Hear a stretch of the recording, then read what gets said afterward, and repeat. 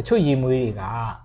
ပြောရမယ်ဆိုလို့ရှိရင်ဆက်လိပ်တောက်တယ်လို့ပဲပေါ့နော်ကျွန်တော်တို့ဆက်လိပ်တောက်ချင်းမှာဘယ်သူမှဆက်လိပ်ကိုမကြိုက်ကြဘူးပေါ့နော်ဒါပေမဲ့တစ်ကြိမ်နှစ်ကြိမ်သုံးကြိမ်အဲ့လိုမျိုးတောက်ရင်းနဲ့ပေါ့နော်ဆက်လိပ်ဆွဲသွားတဲ့လူတွေရှိတယ်ပေါ့ဆိုတော့အဲ့လိုပဲပေါ့နော်ဒီတချို့ရေမွေးတွေကလည်းအဲ့လိုပဲပထမဆုံးတစ်ကြိမ်အနမ်းရတဲ့အချိန်မှာတော့လုံးဝမကြိုက်ပြီမဲ့ဒီသုံးရင်းနဲ့ပေါ့နော်အဲ့လို addicting ဖြစ်သွားတဲ့ရေမွေးတွေအကြောင်းနည်းနည်းလေးပြောပြချင်တယ်ပေါ့နော်ဆိုတော့ပထမဆုံးတစ်ခုကတော့ဒီ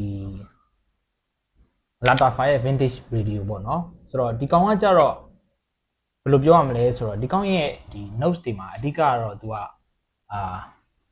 plums note ပေါ့နော်ဒီ ZD notes ကိုသူကအဲ့လိုအဓိကထားတယ်ပြီးတော့ဒီ Palo Santo တို့ဘာလို့ပေါ့နော်တခြားဒီsweet ဖြစ်တဲ့ creamy ဖြစ်တဲ့အဲ့လိုအနံ့တွေကိုသူကသုံးထားတာပေါ့နော်ဆိုတော့ဒီကောင်အနံ့ကပြောရမယ်ဆိုရင်ဒီ lavender တို့ဘာလို့လဲပါတယ်ဆိုတဲ့ခါကျတော့သူက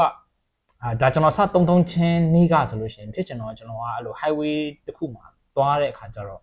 ကားပေါ်မှာပေါ့နော်ကျွန်တော်နဲ့ Grab ထဲမှာအတူတူစီးတဲ့ဟိုတငယ်ချင်းကပြောရပေါ့နော်နေ့အနံ့ကြီးရတယ်အရန်မှုန်နေပေါ့နော်ဆိုတော့ဟိုအဲ့ကလေးကကျွန်တော်လည်းဒီဟာကိုသိပြီးတော့ဟုတ်စိတ်ထဲမှာပေါ့နော်ဒီ compliment မရတဲ့အပြင် back compliment ရတဲ့အခါကျတော့နည်းနည်းလေး feel out သွားတယ်ပေါ့နော်သုံးရတာဒါပေမဲ့သုံးရင်းနဲ့ပေါ့နော်ဒီကောင်းရဲ့ဒီ sweet ဖြစ်တဲ့ဟာလေးကလုံးဝ creamy ဖြစ်တဲ့ဟာလေးကပေါ့နော်အရန်ကိုဘယ်လိုပြောမလဲဆိုတော့ကျွန်တော်တို့ကိတ်မုတ်တွေမှာဆိုလို့ရှိရင်ကျွန်တော်တို့စားတဲ့ကိတ်မုတ်တွေဒီပေါ့နော်တချို့ကိတ်မုတ်တွေကြောက်လို့ရှိရင်ဈေးပေါ်တဲ့ cream တွေရဲ့အနံ့နဲ့ဒီတကယ်ဟိုပေါ့နော်ဈေးကြီးတဲ့ bakery တွေကလုပ်တဲ့ဒီကိတ်မုတ်ရဲ့ဒီ cream နဲ့အနံ့ကွာတယ်လို့ပဲပေါ့နော်ဒီကောင်းရဲ့ creamy ဖြစ်တဲ့ဟာလေးကလေတော်တော်လေးကိုအဲ့လိုတန့်ပြန့်ပြီးတော့ပေါ့နော်အဲ့လိုမျိုးလေးဆွဲမှတ်ချင်စရာကောင်းတဲ့အနံ့လေးပေါ့နော်ဆိုတော့ဒီကောင်လည်းအဲ့လိုသုံးရင်းနဲ့မှပဲပေါ့နော်အဲ့လိုမျိုးကြိုက်လာတဲ့ဒီရေမွေးတစ်ခုထဲမှာပါတယ်ပေါ့နော်ဆိုတော့ဒါကတော့ Latafy vintage radio ပေါ့နော်ဆိုတော့နောက်တစ်ခုကကြတော့ဗာလဲဆိုတော့ဒီ Latafy ရဲ့ Latafy asset ပေါ့နော်ဒီကောင်ဆိုလို့ရှိရင်လေဒီကောင်ကဒီပြောရမယ်ဆိုလို့ရှိရင်တော့ဒီ Diosphage Elixir ရဲ့ dupe လို့ပြောတာပေါ့နော်ဆိုတော့ဒီကောင်ဆိုလို့ရှိရင်လေအဲ့လိုပဲဝေလာပြီးချင်းဖောက်သုံးကြည့်တယ်မကြိုက်ဘူးဆဆအနှမ်းရှူကြည့်တယ်မကြိုက်ဘူးဒါပေမဲ့ဒီကောင်ကလေအဲ့လိုတစ်ခါစော့နှစ်ခါစော့ဒီ၄ချိန်အထက်ပေါ့နော်ကျွန်တော်ဒီဟာကိုသုံးပြီးရဲ့နောက်ပိုင်းမှာဒီကောင်ရဲ့ဒီ spicy ဖြစ်တဲ့ဟာလေးကလုံးဝကိုဆွဲမှတ်ဖွယ်ပေါ့နော်ကိုအဲ့လိုမျိုးအနံ့ကိုရှူနေရတဲ့အချိန်မှာတင်တော်တော်လေးကို satisfy ဖြစ်တဲ့ဟာမျိုးပေါ့နော်ဆိုတော့ဒီကောင်လည်းအဲ့လိုပဲကိုကသုံးဖန်များလာတော့မှကိုကနှာခေါင်းရင်သွားမှာပေါ့နော်အဲ့လိုအနံ့မျိုးတွေမှာပါတယ်ဒါပေမဲ့ကျွန်တော်အဲ့လိုစဉ်းစားတဲ့ခါကျတော့ဒီခါလေးကြားလို့ရှိရင်လည်းတချို့ဒီတခါမှအနံ့မရှူသေးတဲ့လူတွေအနေနဲ့ဒီအနံ့ကိုရတဲ့ခါကျရင် compliment ပေးဖို့က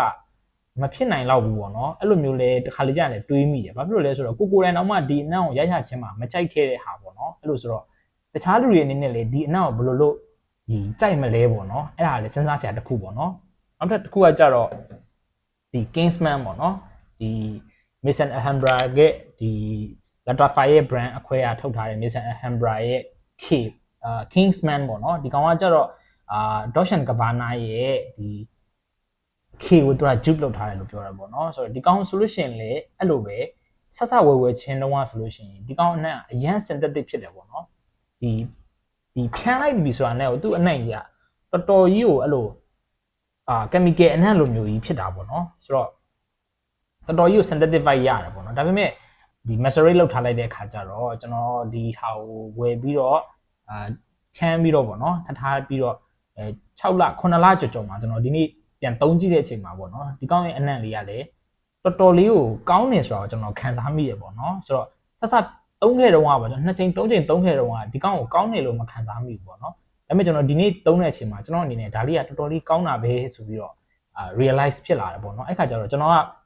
ဒီပြောချင်တာကဘာလဲဆိုတော့တချို့ရေမွေးတွေကအဲ့လိုမျိုးပေါ့နော်ကိုယ့်အနေနဲ့ကြာသုံးလာတော့မှဒါလင်းကိုကဒီအနံ့တွေကိုကြိုက်သွားတဲ့ဟာမျိုးတွေလည်းရှိတတ်တယ်ပေါ့နော်ဒါပေမဲ့တခုရှိတာကတော့ဒီအနံ့တွေက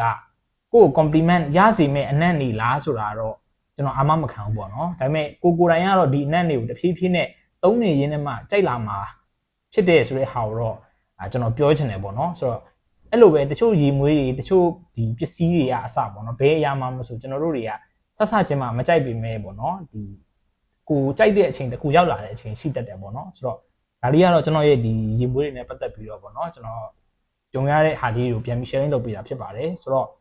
ရေမွေးဒီကန်နေစမ်းသုံးကြည့်ချင်တယ်မလေးရှားမှာနေတယ်ဆိုလို့ရှိရင်ကျွန်တော်ကိုဆက်သွယ်လို့ရပါတယ်ကျွန်တော် WhatsApp နံပါတ်ချပေးထားတယ်ဆိုတော့ဒီဗီဒီယိုအဆုံးထိကြည့်တဲ့အတွက်ကျေးဇူးတင်ပါတယ်နောက်ဗီဒီယိုမှာပြန်တွေ့ကြမယ် see you bye bye